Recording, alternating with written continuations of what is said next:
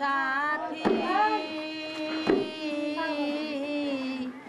একবার সে দেখে যাওয়া আমি কত সুখে আছি।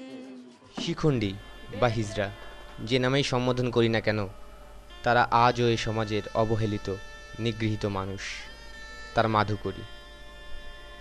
জীবন যখন ক্লান্তি নিয়ে পুনরাবৃত, আশাহীন হয়ে বিতপ্রত্যয়ী, তখন তাদের আবেদনের হাহাকার প্রখর, কিন্তু তা চার দেয়ালের মধ্যেই নিষ্পেষিত। সমাজের মানুষ তাদের দিক থেকে মুখ ফিরিয়ে নিলেও তারা অকৃতজ্ঞ।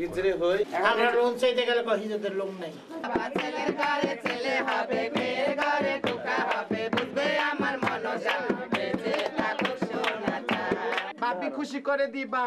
স্কুলে গেলে পরে ওই এক কোনায় বসে থাকে।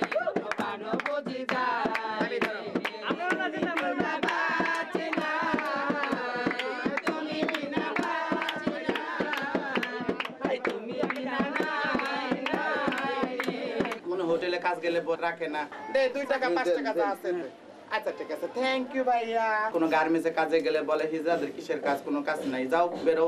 2 টাকা দে ভাই, শয়তান ছেলে, 2 টাকা দে। ভাইয়ের ভাবিরা দেখলে বলে মাইকে মুখ দেখলে পাপ। না না 5 টাকা দিছে, 3 টাকা নিলাম। না না 7 টাকা দিছে, এটাও দিছে। না না না ওই রাস্তাঘাটে এসে ফুটপাতে না তো রাত কাটায়। পেছপে বলো কেউ জেনে যাবে, জেনে যাবে কেউ জেনে।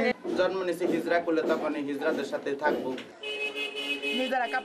আমাদের আজকের সমাজে শিখণ্ডীদের নিম্নমানের জীবনযাত্রার পেছনে আমরাই দায়ী।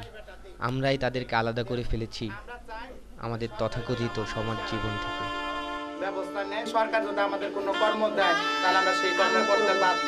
যখন আমরা মারা যাবো, অনেক অনেক মানুষ হচ্ছে আমাদের মাটি দিতে চায় না, দেশে হিজড়া হয়েছে। আমাদের সমাজ যদি এই পিছিয়ে পড়া মানুষগুলোকে একটু জায়গা করে দিত তাদের স্ব-প্রতিভা বিকাশের, তবে একজন কালিমাসি, একজন পাখি, একজন একা অথবা একজন হয়ে উঠতে পারত আজকের সমাজের উজ্জ্বল নক্ষত্র, সমাজ বদলের অগ্রপথিক। কোনি সুনি ফরিয়াদ हमारी, कोनी सुनी फरियाद, कोई नहीं है पूछने वाले।